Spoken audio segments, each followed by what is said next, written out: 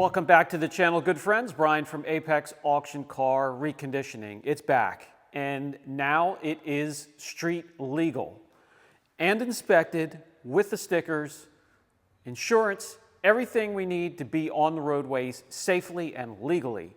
This went from sitting in a junkyard, a Copart Salvage yard with a salvage title, to now rebuilt, reconditioned, reconstructed, and it went from not being able to be driven on the roadway at all legally or safely to now you can resell it, drive it, get it inspected, get it insured, and enjoy it however you want to. I will show you everything that we had to do to this to get it to this point. And there is a playlist showing all of the videos. It was quite a bit of work. But what I wanted to show is that, you know, me being a DIY guy, you can take a car, pick it out of the lot with a little bit of elbow grease, a little bit of self-education, picking up some parts, being smart about it, finding used parts rather than OEM new parts in some instances. You could save some money and get them back together at a very, very good price. You have to take into consideration what you buy these for out of the lot, the fees that are then tacked on, the parts you're going to have to put into them. Your labor is your labor. That's completely up to you what you want to put into it, but you have to make it safe. It has to go through a vigorous inspection program to get it from the salvage title to the reconstructed title. So this video will kind of go over what we had to do and what we will be doing for this now that it is back. Because there's still a little bit of work to do before I want to enjoy it, and maybe before I leave it go, send it down the road and send it to a new owner to enjoy. So the QX80 here was hit in that corner right there, and it bumped the car into a curb and some other items that were in the curb, and there was some damage on the other side as well. But it took a lucky hit. So it took a hit above the frame rail, and it took a hit below the light. So in this area here, and missed the wheel, so it didn't bend the wheel and the suspension items and parts under there. So it took a rear bumper. We had to fix the quarter panel. The light was perfectly fine. We swapped everything out with a brand new bumper and then took care of the paint issues. The hit tapped the back of the exhaust and knocked it loose right at the catalytic converter. So we welded that pipe back on, and that's good to go.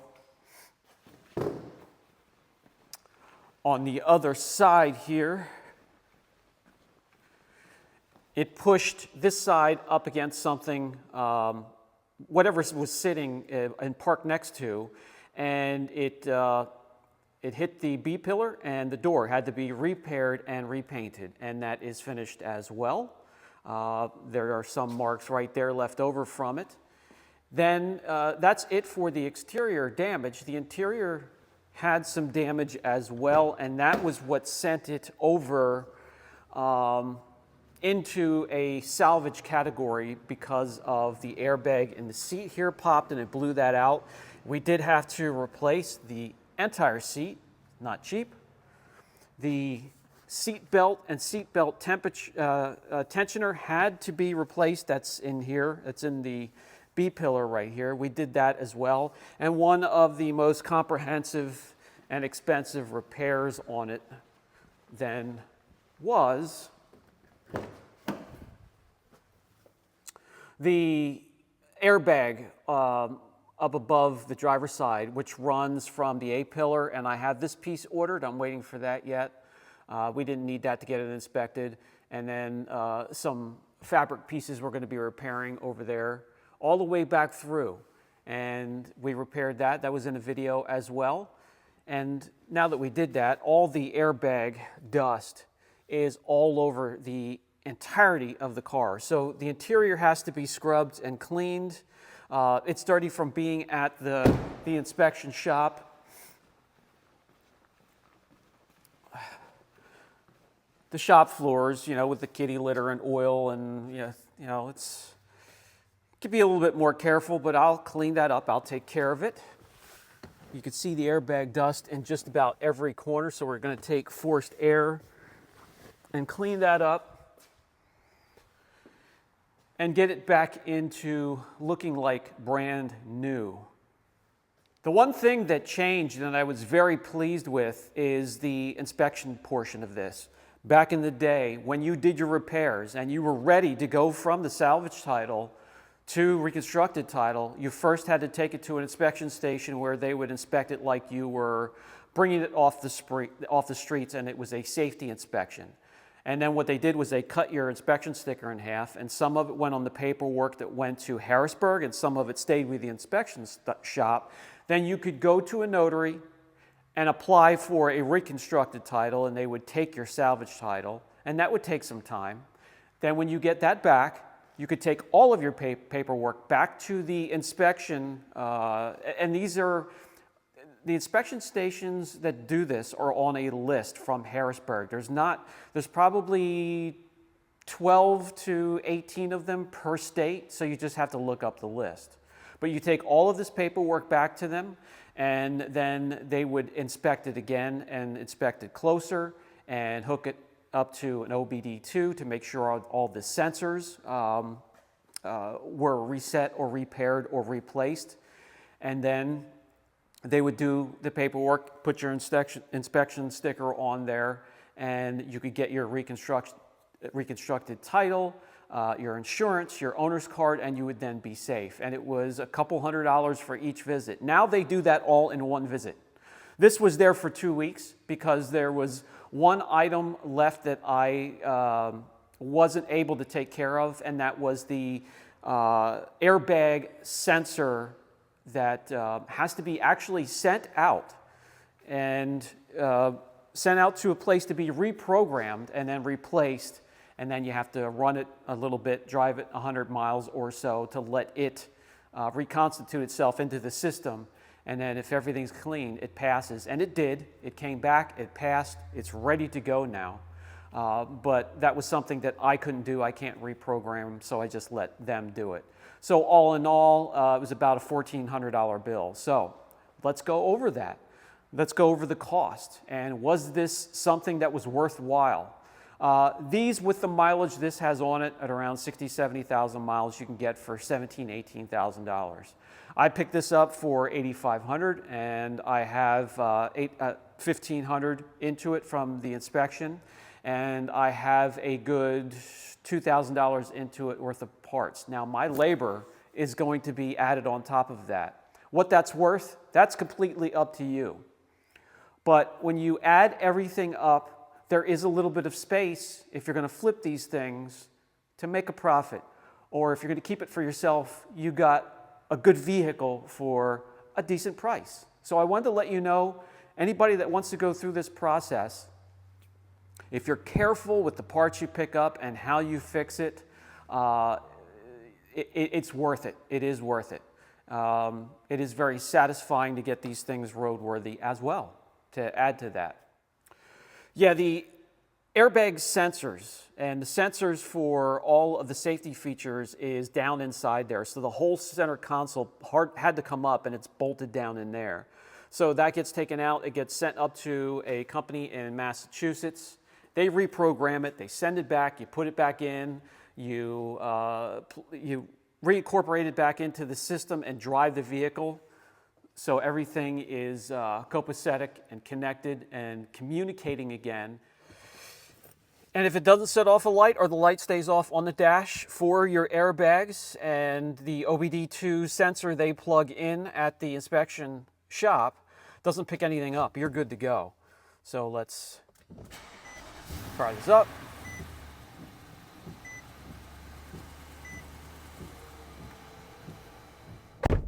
Close the door. Seatbelt on.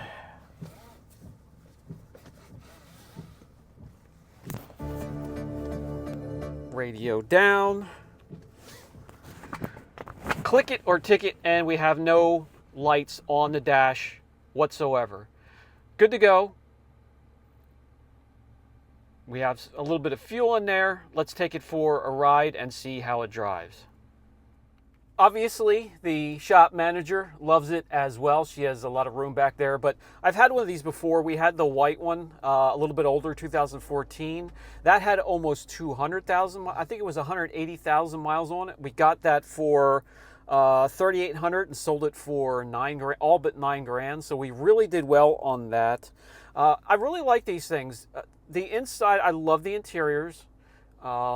Classy, luxurious, comfortable for long rides. We've had it on long rides. The older one, the white one we did.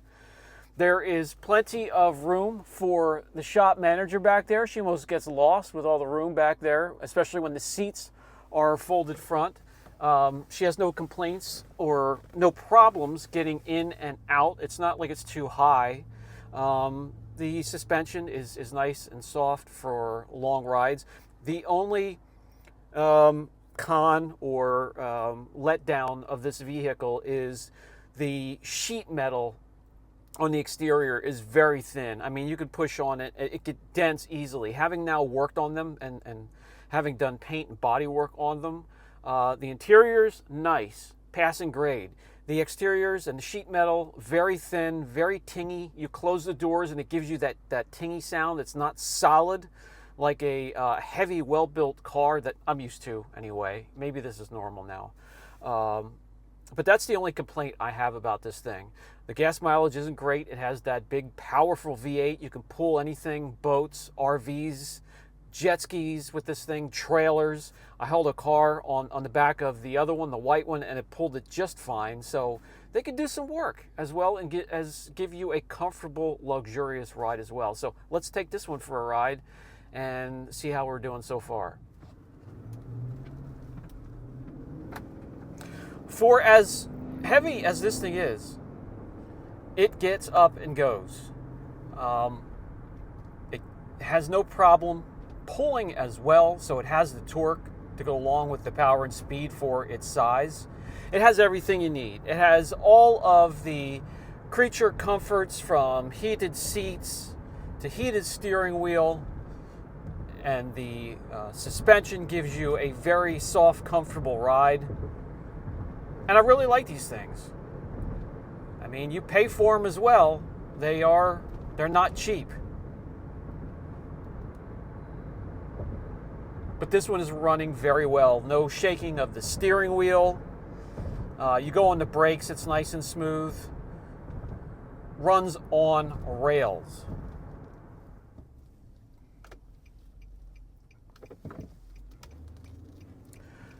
Bose surround system, I don't know, you must have at least 12 speakers in this thing. Sounds decent. You have all the amenities and creature comforts that you could look for. You have the power with the big V8. Maybe the only complaint is the size, parking it, the weight, finding places, parking garages. It'll fit, it's going to be tight. But this is big. It's big and it's heavy. You could feel the weight of its heaviness and its heft as you're going on the brakes and the braking system, and the pitch and roll as you're going around turns. So it does have weight, it does have mass and size. It's probably the only drawback. Other than that, these things drive very, very neat. The cabin is an incredible place to be. The puppy loves it. You take the whole family in this thing and you pull behind what you want to pull. These are great. And it feels good that this one was plucked out of a salvage yard, left for dead, brought back to life, and now can be used again. Very satisfying, gratifying, and this thing looks damn good again. So now what, right? Well, now's the fun part for me. Now I get to paint correct the rest of it. It is dirty inside and out once again from all the work that we did, being at the shop for 2 weeks. It needs to be deep cleaned. And we want to correct the paint of the rest of this that hasn't been painted and bring out this gorgeous, it has just an incredible blue color, metallic blue, and we'll get it protected for the next person. maybe a coating, maybe a little bit of PPF. We'll see. We'll see how that goes. But the first thing we want to do is get this cleaned and get the paint corrected. Let me bring you in close so I could show you what we're going to be going after. So to start with, plenty of room for improvement when it comes to gloss. We want to get this into the triple digits, starting in the mid 80s. A lot of cars we start in the low to mid 80s, high 80s, low 90s.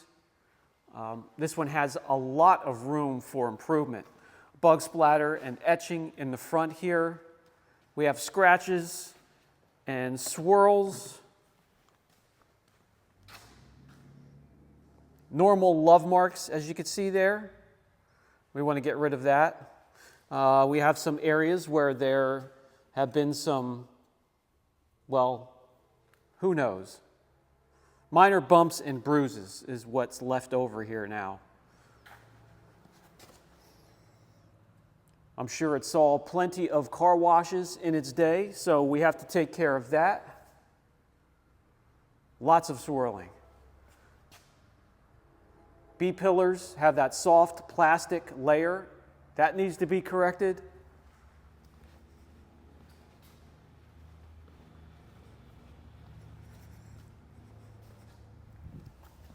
Here we have a scratch.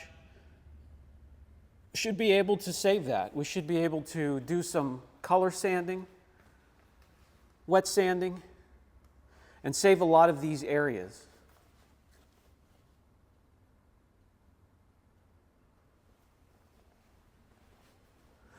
Water spots, lots of water spots. Hope you can see that. Hard water deposits. So there's going to be quite a few more videos back on the back here. I didn't do this, but whoever removed the dealer sticker, I mean, they took the paint with it. You could see the outline of where it was. So a lot to correct. We'll get a couple more videos out of this yet.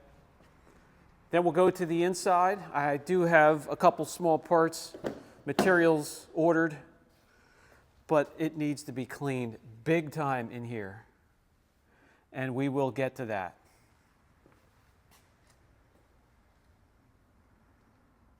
When it comes to the paint correction, there are a couple miles on here. It's definitely been enjoyed before I got it, so we want to check and see if somebody else was grinding on it with a polisher and took the clear down. We should be looking at about 4.5 to 5 mils of clear on a vehicle such as this. Back in the day, we would have been looking at 5.5. 3.6, that's a little thin there. 6, 5.4, it's a little inconsistent. 6, that's normal on Nissan, Toyota. Jumps up and down.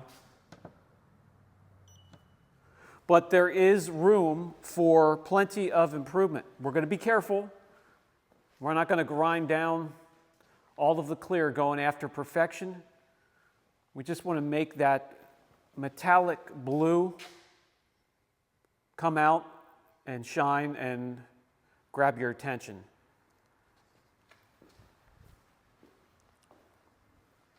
Okay, we're on the home stretch with this one. Let's do the finishing touches and see how it turns out. I think it's going to look fantastic. I'll enjoy it for a little while, and then I'll send it down the road. But somebody is going to be a very happy owner. And because this now has a reconstructed title, I won't be able to get what a clean title would. There's going to be a couple grand knocked off of there because of the branded title. And that's just how it is. But I'm still going to do okay with it.